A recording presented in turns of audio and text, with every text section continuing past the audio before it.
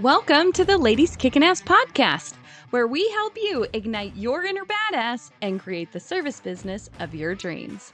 I'm your host, Tanya Wilson, and together we'll dive into inspiring stories and expert coaching to set your journey on fire.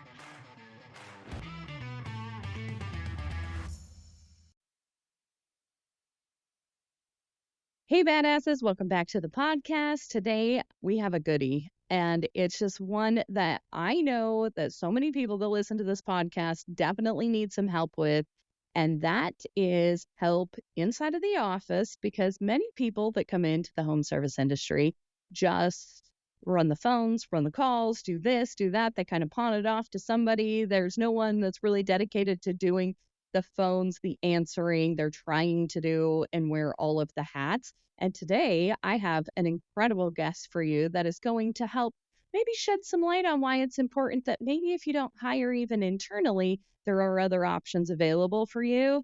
And it's not just shipping it off to a call center overseas. There's incredible people here that are from the home service industry that are more than happy to help you. Today, my guest name is Shayna, and she is the co-founder of My Office Help.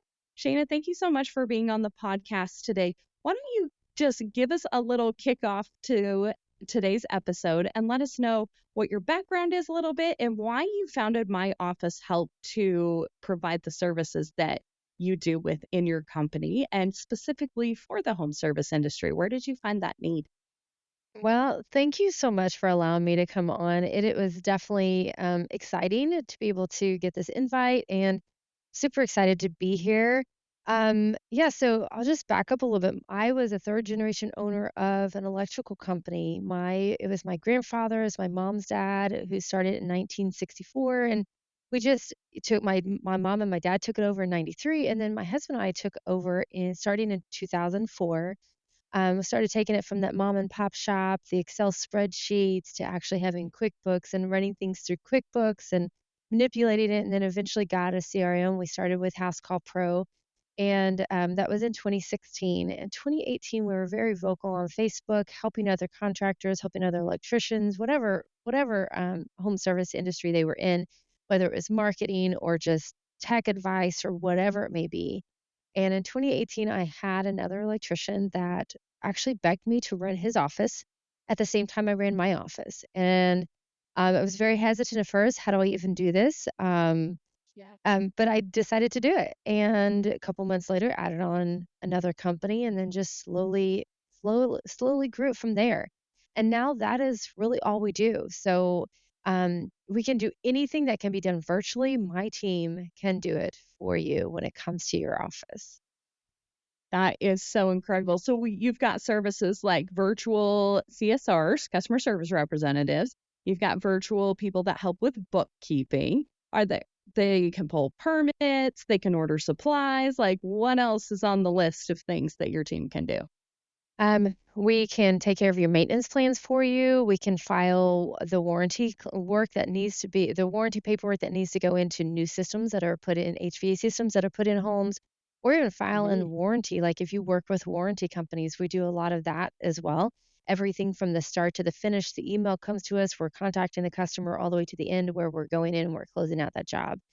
Literally, if it can be done virtually, we can do that. I mean, we've even had it's not virtual stuff where, for instance, there are some industries they do have to give a lot of refunds. Appliance industry is one of them. They've actually mailed us checks before, and they give us as long as they give me authorization to mail the check, they sign it. We put the check in the envelope for them. We put it in the mailbox for that refund for those customers. And we've also had people send us paperwork like, you've ordered materials for a job. You want to make sure that you track where exactly that exhaust fan came from and which exhaust fan it was, and they mail it to us. We scan it in and we file it into the appropriate place on their CRM so that if they ever have a problem with that exhaust fan, they know exactly where to go for. So there are other things that's not really virtual, but yet it is virtual that we can still do. Yeah. Oh my gosh. There's so much support stuff. We were talking in a meeting yesterday. We're like, okay, so we have this CSR and I own a septic company. So we've got the service side, we've got the install side, and we're like kind of have one person that does both of them, but they're growing hmm so fast. We need attention to both sides because of the permitting and all the supply ordering and stuff on the construction side. versus the service side is just a lot of time investment thing. So we're talking Yeah. about splitting and we're like, but then we need the organizer. I was like, I know that's probably just an office admin position, but it sounds more badass to call him the organizer. It's like a Marvel character or something. But I'm like, Yeah. there's that person in between that's like, who's doing the paperwork? Who's filing the receipts? Who's doing this? Like just all those little odds and ends things that Yeah. as an owner operator, lots of times you're like, holy shit, look at that file. It is just getting fatter and fatter by the moment because you haven't had time to get to it. Those little things like that, or those little things like that, that hiring somebody virtually may be a better option than hiring somebody in house. Explain to us kind of the benefits of hiring a virtual CSR versus hiring someone that is actually working in your company. Yeah. So, well, one of the biggest is the cost savings because Yeah. really depends on how much dedication that you need, but still, no matter how much dedication you need, the cost savings to be able to send it over to our team, which is 100% US based, to be able to do those tasks for you versus actually having someone in house. And another thing I've seen, someone hires someone in house, they call in sick. Who's answering the phones now? It's back on the owner, right?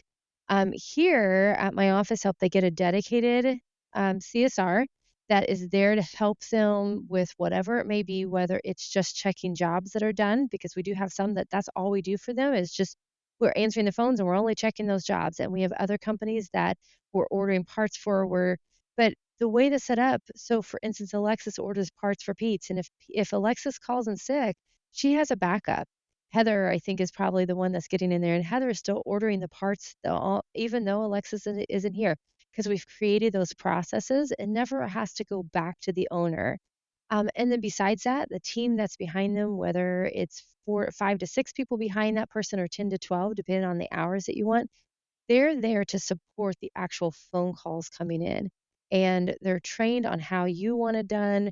You tell us if you want 3-hour windows or 4-hour windows or no windows at all, and then we route the day before. You tell us what you want to have done, and we do it. You were talking about splitting your company. We've got a roofing Mhm. company that been with us for 4 years now. All we do is their sales calls. Their sales calls come to us and we schedule their sales team. If it's anything else, if it's actually scheduling the team itself, the owner's wife and she's got someone else in the office, they're handling those teams.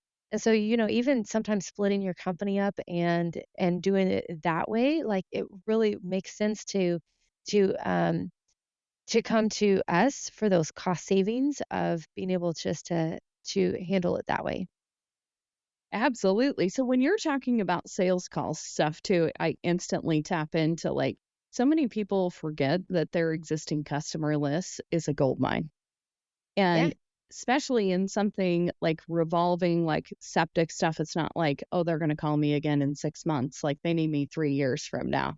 But people that have been in business for a specific amount of time, regardless of whether it's electrical, plumbing, HVAC, just checking back in with a phone call from people saying, hey, how is the system working for you? Do you have any other issues that are going on there? It's like out of sight, out of mind situation that Yeah. a team like yours could provide some incredible sales support for. And many people think, oh, that's like one of those hard ones that when you hire people to call out to people, they're like, you really got to get somebody that is confident in what they're talking about and being able to do that. How does your team support kind of that work, or does it?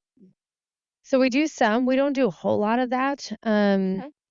Most of our companies are smaller, although we do have larger companies. And most of our larger companies, like for instance, a roofing company, they've got someone in house.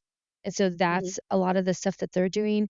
But really, for us, when we do that, we actually will pull, for instance, we'll pull off, I'll just say Ashley, we'll pull Ashley off of the inbound phone calls. We'll dedicate her to a company. We'll give her the list and she'll just start rolling through. And then we've got processes for her to keep track of who's answered and who's not answered and what the responses are to be able to get them back on track. And I mean, it's really no differently, even the maintenance plans. How many times have the companies out there, we get maintenance plans and then we forget to call them when it's time to call them. We just all of a sudden the phones blow up, right? And we're just too busy answering the phones to even make those outbound phone calls. And then that's the same process. So, putting those people on the phones that truly already know your company, that have been answering the phones for your company, that get it, that and a lot of times we even know the technicians that are out there too. So that also helps too because we become family with these companies and being able to say to go out there and take care of them the way that the individual companies want to be taken care of is our ultimate goal. Yeah, and that is something I've tried several answering services in the past and like helping with, some after hours stuff or same thing, like backup support. And it's like if they don't get to know the company, it can be very difficult and sometimes cause more work for you to do that. Yeah. So when you're onboarding companies to work with them, how do you get to know their businesses so that you can provide the best support for them? Yep. So we actually have a custom built software. We've taken the last 4 years really truly dedicated to but with me coming from the industry, I know what for the most part we need. But we really truly built it based off of what contractors need. So we're connected currently with 3 CRMs. So we're connected to House Call Pro, Workies, and Jobber. And what that means is, for instance, I use EJ's appliance a lot for my demos because I'm in his system. He's 4 hours from here. And if I was to call EJ's, it actually recognizes that I'm in his House Call Pro and it pulls in my name and my address right away. So I can start that first name basis without even having to ask them how to spell their name, even though we've been doing work for them for 20 years. It puts my address on the service map, and those service maps are custom made, and it's custom made by the owners themselves. They can get in there and change it every single day if they wanted to change them every day. And I've had some that have done that. Um, you can do it by zones, you can do it by whichever way you want. The bottom piece is our intake. So we go through and we ask you questions. So, for instance, with heating and cooling, you tell us what systems that you work on. Do you work on boilers? Do you work on geothermal? And sometimes you have some technicians that will work on geothermal and some that don't. And within our intake system, we completely lay out exactly what each of those companies do, how we need to schedule them, what technicians, if there's certain technicians that do certain things and don't do certain things, everything is laid out to a T. The first month, there's always going to be missing pieces, and sometimes some companies even 2 months because there are some companies with a lot of details. They've been around for a long, long time. And we just take that and we start building it and we build it until we get it down so that no matter like, when people call in, like, we don't tell people we're an answering service because we aren't an answering service. We will say we're your office, but the more that we work with the company, the more details that we have, the more that we can confidently get in there and just do their systems, through their platform the same as if we were really sitting in that same exact city that they're sitting in. That's incredible. I'm just processing all the businesses I can think of that I just want to connect you with because there's so many people that need that support. So if let's say someone is listening to this podcast and they're like, that sounds good. I need to get a hold of them. I need to have this conversation.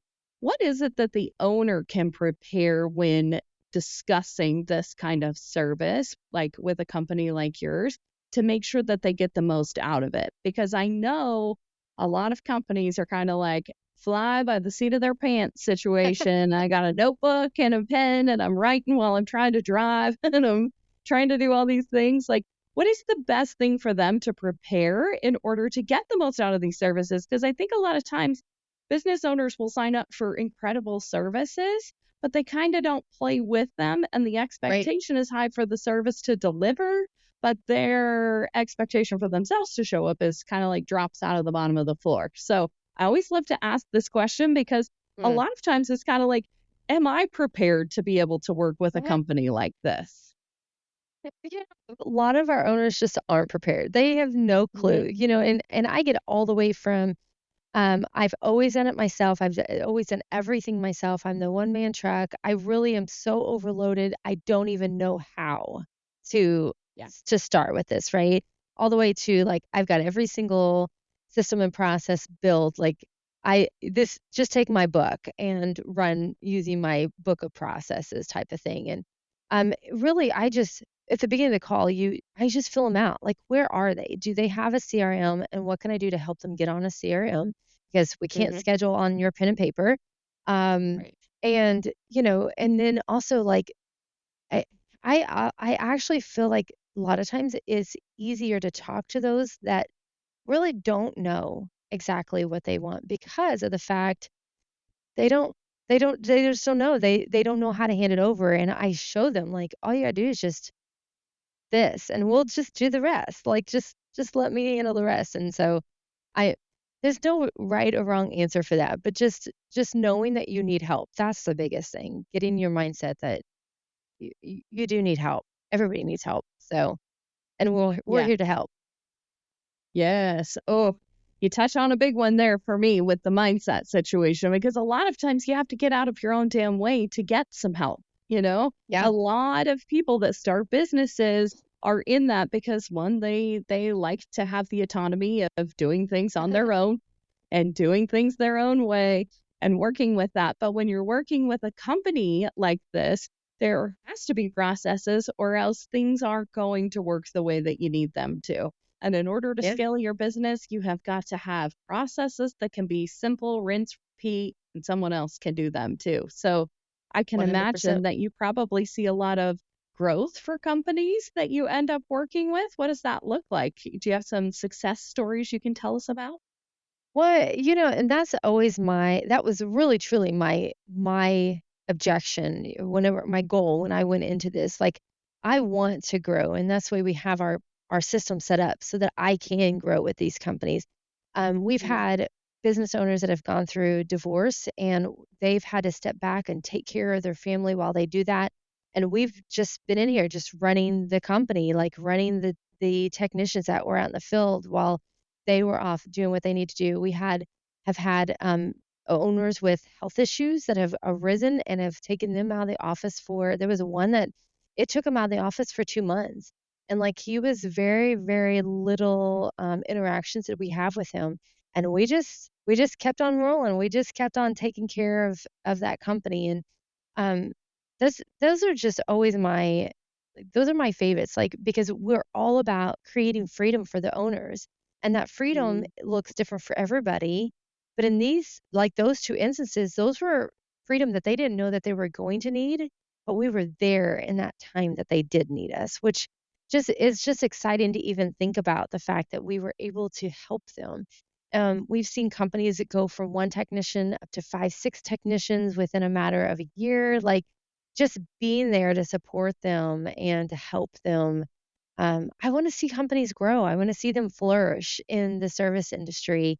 And yeah, that's it's just where we've always had our mindset of just trying to help these owners that don't know. They don't know where to go. They don't know what to do. Or Yeah. or even still they could hire someone in-house, but can you like you said, um you hire them to babysit your company, but yet on the other hand, a lot of times you end up having to babysit the CSR. And do you have the capacity to do that while also doing everything else you got to do too? So Oh, you make a very good point there because the more employees you bring in house, the more mini bosses you have too. We always make that as a joke. I'm like, I have 13 mini bosses. yeah, Because it so is, much that's a fun. whole nother thing too. When you bring on a team, that's a whole nother level of responsibility that you have versus being able to hire someone out for those positions. And then Shayna's taking care of your team for you, Yeah, which is absolutely incredible. yeah, What do you think? I kind of want to shift gears a little bit here and talk about the what impact you see with women in the home service industry. I feel like, and maybe it's just because I pay so much attention to it now, but as a kid growing up, I grew up in Wyoming. Everybody in my family was in construction. The women were not in construction. Like that was a very crazy thing for like if a woman would have said like I'm going to own a septic company or an electrical company or a construction company at all when I was a kid, they'd have been like, is she serious? yeah, I mean, that's just kind of like how I grew up with stuff. But the more that I just dive into this and the more I become acquainted with different networking groups in the trades, it is absolutely incredible what women are doing in this. And I know that Yeah. the workforce of home service still only equals about 4 to 5% is actually women. What do you think is unique that women bring to this industry and why women should consider working in this industry? What do you see happening here? Well, one I've seen, because like you said, women in the industry is very unusual. But the ones that I have seen, I think it has to do with the being able to have sympathy and empathy that a lot of men don't have. In our area, we had a heating air company that had a female sales lady. I don't know if anybody in this area, she's no longer doing it. She actually moved out of the area. I don't know if anybody else has ever been able to top her sales. Like she was amazing. And it wasn't really about selling, right? My husband's huge on that. Like he didn't do sales when he was out in the field. He was an educator. And that's the way she really truly took that approach. Um, I just think that although there are some people that do not think that women should be out in the field, and so you will get some of that, but for the most part, people love to hear when it's a woman coming out. People love to know that women are stepping up and realizing they can be more than just the bread makers in the industry. When you were saying that, like, I really thought back because you were talking about, when we were a kid, women didn't do this. But even when we took over, so we took over the business in 2004, we've been part of national organizations. And through each of those national organizations, I was always Jason's wife, Jason's wife, Mhm. Jason's wife, Jason's wife. Well, with this now, like we've been going to trade shows and, I had been to this one trade show, and then the next year, my husband went with me, and he came up laughing, he said, "You're no longer Jason's wife, I'm Shayna's husband," because people were coming up and saying, "So you're Shayna's husband?" And so it's been really neat Mhm. seeing the change in the dynamic and people acknowledging even that aspect that women can own businesses and women can be strong when they need to be strong, and women can do this with their husbands as support behind them or beside them. It doesn't have to be only the man. Yes. Oh my God, I love that story so much. That's so awesome. Thank you for sharing that. I truly feel like there's a shift kind of happening. I think for years that like we kind of grew up with like generational companies like you were in, like grandpa owned it, then dad took it over, and then it came down to it. And it's like the sons didn't want it. And I've talked to so many women that the daughter stepped up and took this company over, which I think is so incredibly cool too. But Yeah. there's just so much opportunity in women being able to. I didn't take over the septic company. I got into this. My ex husband had learned about this. And when he said he wanted to start a septic company, I was like, are you high? Like, I don't want to do that. Like, as a kid growing up, I was like, men, like, that's not something I want to have a pretty job. I don't want to do that. Like, it was so weird to me, but the more you get into it and you understand like how you can play such an incredible role. I love what you say about like empathy with things. I really truly think that you can tell a difference too with women home service companies when there is a woman in leadership or in ownership. The culture of that business shifts and Yep. it stands out, and it's a lot more prevalent and cared for than what you see a lot of the traditional male ran companies. And I have a great example of this. There is a Facebook group, it's called the Pumper Page, and it's a whole bunch of septic tank pumping companies. And it's always every year Christmas time, they always ask the question, what do you do for your employees for like a Christmas bonus or like Christmas incentive or something like that, right?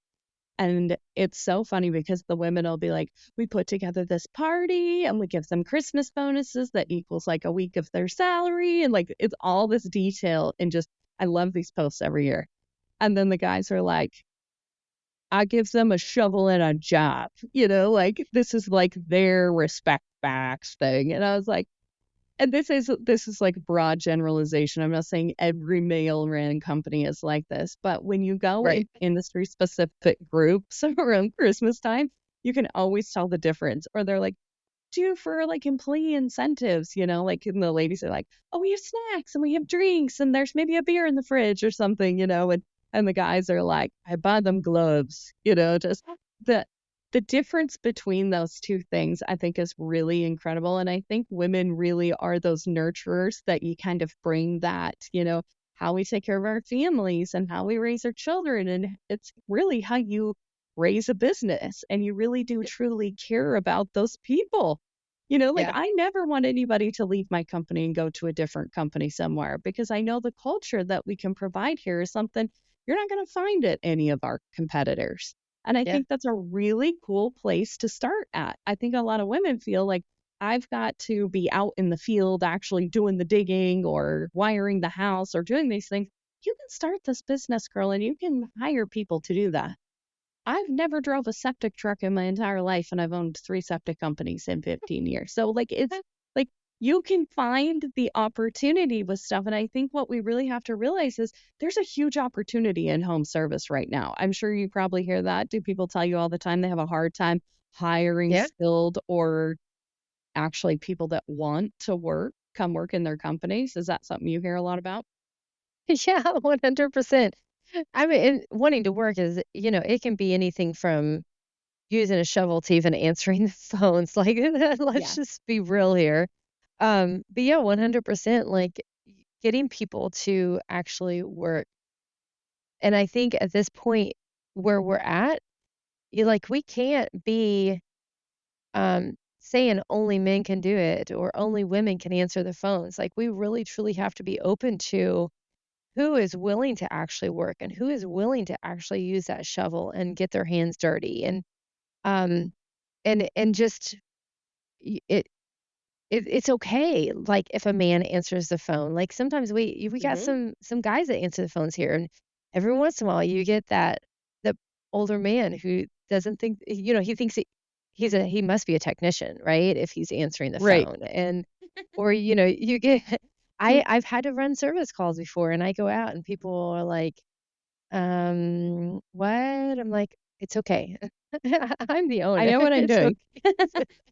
I don't know what I'm doing. I know how to sell. I don't know how to I don't last time I actually used a pair of pliers on electrical, I actually blew a hole in them, so I don't think Oh, I don't think he no. ever handed me any pliers after that. Actually, my husband's walking past right now, and he heard me say that. He's shaking his head no.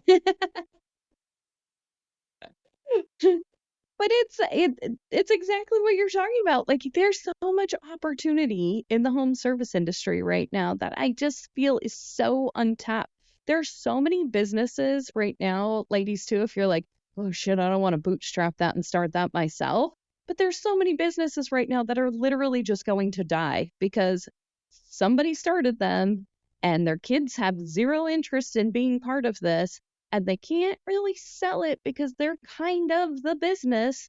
But if you Yeah, know anything about processes and hiring and building teams, you can go in and buy these businesses for like super inexpensive and build a team within them and be having a rolling business that's already been in business for 40 years that just needed a little zhooshing to it that I think a lot of women can bring to these kind of dying off older, baby boomer owned businesses. Do you yeah. what's your opinion on that? We've actually been toying around with that idea, so I agree with you on that. Awesome. I think it's a Yep, really cool opportunity. And I think that there's like this new little wave of like, hey, it is actually cool to kind of work in the home service industry. And I think the more that we continue to talk about it and be advocates about this stuff, like I'm huge with these kids that are like, well, shit, I don't want to go to college. I don't know what I want to do. I don't know, but I kind of like, then do that. Like, there I doesn't need think to be this guilty conscience because you don't go to a university somewhere. Like, go work with somebody in a home service company and learn a skill. You don't even have to go to the school yeah, unless it's required. But like my industry, we love freshies that come in here that we can teach that want to work and do stuff. And my pump truck drivers easily can make over 6 figures a year if they come in yeah, and they learn to educate their way to a sale. I it's incredible what you can do with stuff, and the more we talk about it, the more Yeah, people perk their ears up like, "You mean I don't have to be strapped with six-digit student loan debt?" yeah. I think one of the things though that we are fighting right now is there are so many teachers that are pushing these kids to go to college, even if they aren't made for college. And so instead of looking, and that might be why we're having a little bit more of a drought in the industry because they are really truly pushing these kids to go to college. Like you can't graduate unless you fill out the FAFSA, even if you're not planning on going to college. Like they wouldn't my youngest just graduated high school. He could not graduate unless we filled it out and had it 100% complete for him. And so That they're is pushing crazy. these it is. And they're pushing these kids to go to college because obviously that's the only way to make a living, right? Is to get a degree and to work in with a degree. And so I think that's another thing that we're fighting. And it really truly is about getting out there, getting the word out there that it doesn't matter if you're male or female, it doesn't matter if you have a degree, if you're willing to work and to learn, you can make just as much, if not more, than people with 6-year degrees. Yes. Oh my gosh. Yes. My daughter's a sophomore in high school, and we just recently had that little situation with her too. They have a program here where you can attend a technology college in high school, and it counts as high school credits, but they can also graduate basically certified in whatever they're going to the tech college for. So my daughter wants to get her cosmetology license, and she's wanted to do this since she was little. She's got more makeup than Ulta, I feel like most days. But it is one of those things that is like she has a plan and she wants to own her own salon and she wants to have her own line of stuff. And like she's got a plan. Like how many kids don't have no idea what they want to do? This girl's got a plan. And when we went in and sat in with her counselor, she's like, "Well, you're not taking any foreign language classes." She's like, I don't want to take foreign language. Well, in order to go to a university in Arizona, ASU, U of A, you have to have at least 2 years of foreign language. She's like, but I'm not going to do that. I'm going to EVIT to get my cosmetology license. She's like, yeah, but most people definitely want to attend college after that. So we're going to have to, you could do it for summer school, like totally running over. And I was just like, whoa, time out. And I think more parents have to be advocates for the kids in this thing. I was like, this kid has Yeah. a beautifully designed plan. She's already been talking to me and her auntie about getting investments to start a salon somewhere. Like she's been born in and raised in a business atmosphere. That's like the Yeah. best education you could possibly get. She's got a plan and you're trying to derail her here. Let's figure out how we can support her instead of trying to steer her in a different direction. If she Yep. chooses to do that later, I'm pretty sure they'll still figure out a way to let her in after not having 2 years of Spanish or something, like, Probably. Not like let's any of talk us can about actually this. speak Spanish after 2 years in high school anyways. Let's have the conversation. Like, where do we get into these schools and really educate people? So if you're in the home service industry and you find an opportunity to be able to do this, so many kids need to hear that there are other options out there. So thank you for having this conversation Yeah. with me. It is so incredibly important that people understand there is more than just this way of what everybody's supposed to be pointing towards. And Yeah. I think having a lot of women in the industry that have that really close connection with their kids and kind of see the stuff that's going on inside of there, we have a responsibility to continue to keep talking about this so that kids know that there's another option there. We call them kids, they are kids, they're 18, but at some point they still feel like, they're being ushered into something that they don't want to do. So Yeah. we need the 100%. help. So let's get these people motivated and get going with building some really awesome businesses. It's not like homes are going away. Home services is always going to be needed, whether there's a recession, a war, a anything. Yep. Somebody needs to have electricity and a running toilet. So I'd say job security looks pretty awesome right about now. Yeah. 100%. So cool. Well, Shayna, thank you so much for this conversation today. And thank you so much for sharing about the services that you offer. Again, I can think of so many people that I'm going to shoot you a follow up email afterwards and make an intro and see if it might actually be a fit for you guys to work together.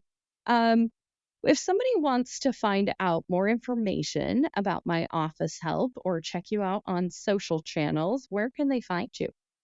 Well, we're all over the place. So myofficehelp.com, then you can actually click the get started link to set up a discovery Zoom with me. I'll go through our platform so they can see it. But we are on Facebook, we're on TikTok. We do a lot of TikTok videos with our team. So Okay. make sure you get in there and check those out and like those. Instagram, I think we're on Twitter too. I don't know how to get on that. So but it's there.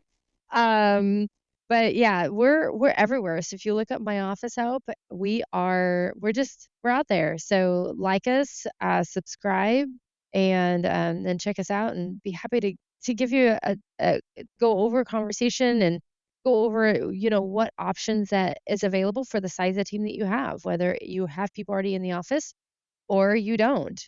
We can fit in with wherever you're at. Excellent.